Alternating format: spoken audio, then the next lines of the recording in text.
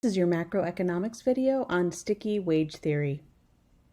We talked about why the short-run aggregate supply line is upward sloping, and there are two theories. The first one we're going to talk about here is sticky wage theory.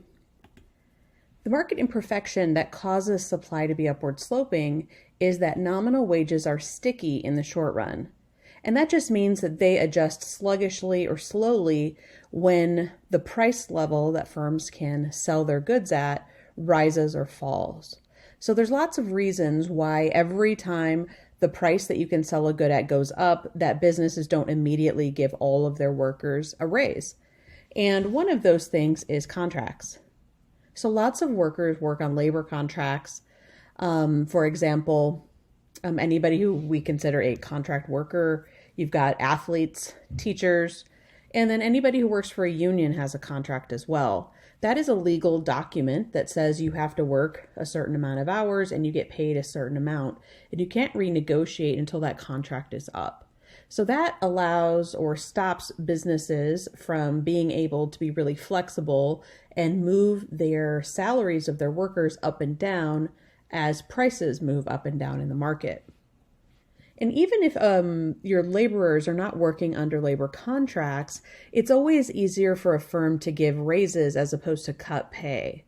So for example, if the price level you're selling your good at goes down and you immediately gave all of your workers a pay cut, that would be very frustrating. Your workers would be upset. They would probably stop working at the same rate that they were before. You might see a whole bunch of issues with morale.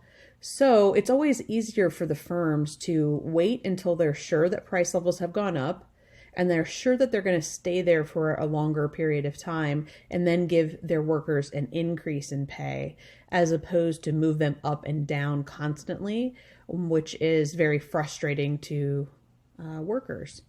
Because of this, as prices change, wages don't immediately change. So the short run is considered a time period where your wage and your price differ from one another. So in the last video, we looked at the upward sloping supply line, and the equilibrium is where everybody expects the price level to be. If it turns out that demand intersects that short run supply line on the higher portion of the short run aggregate supply, then suddenly our price level is higher than what everybody expected. And at that level, it means that businesses are selling their goods for a higher price, but they're keeping their workers' wages low or wherever they were before. That means that in the short run, the business is making more profits.